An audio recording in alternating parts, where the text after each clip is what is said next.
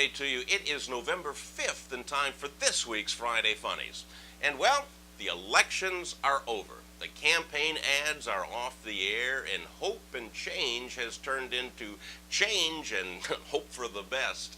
You know, in California, Proposition 19, which would have legalized marijuana, was defeated.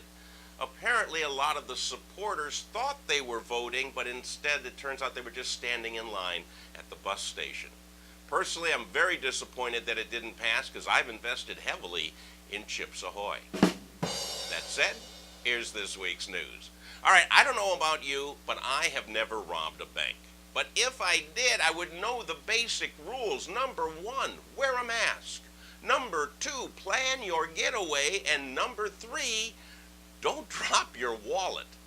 In Destin, Florida, a 26-year-old man with a gun stole $6,000 from the Union State Bank. And as he was stuffing the money into his pants, his wallet fell out, and he didn't realize it. So he ran away, and the police were called. They found the wallet, went to the address shown on the driver's license, and there they found the robber, the money, and the gun. Now, the robber was not nearly as easy to catch. Up in Capitola, California, a guy walked into a bank and demanded money. Apparently, the teller was a little slow in getting the money, so he jumped over the counter, grabbed it himself, jumped back over the counter, ran outside, and at this point, he realized he had forgotten to make a getaway plan. So he started offering bystanders $1,000 cash for a ride to Santa Cruz.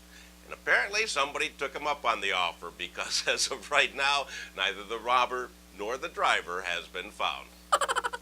And now it is time for a Friday Funnies favorite. Let's take a look at news from around the world. First stop, London.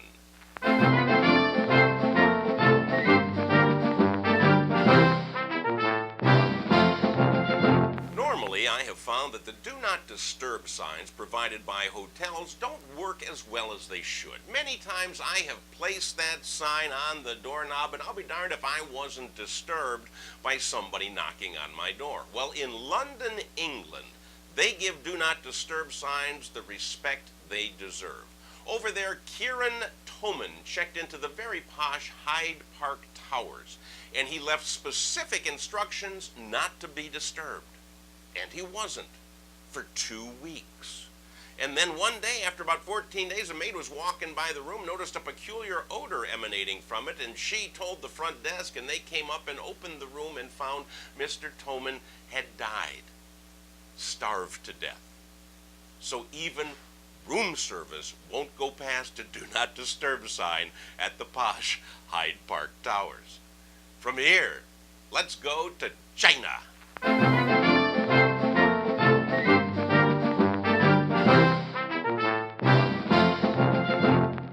After Tuesday's election, it looks like the American people have fallen out of love with President Obama. But over in China, they love Mr. Obama long time. Apparently, the latest entry into the lifelike Chinese adult novelty category is the Barack Obama love doll. Yeah, it's an inflatable love doll. It's wearing a suit and a tie, and it has Mr. Obama's face screen printed on the head. I guess a sizable order has been placed for shipment to this country to the Tea Party.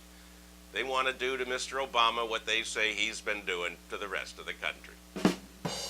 All right, I got one more story for you this week, and this is in California again, where Governor Arnold Schwarzenegger proclaimed this week that California welfare recipients can no longer use their state-issued debit cards to pay for psychics, bingo halls, cruise ships, or tattoo parlors. No longer can you use your state money for that. So if you're a welfare recipient in California, they will no longer pay for your fun, your gambling, or your body art. From now on, you will be restricted to the things you really need, like liquor and cigarettes.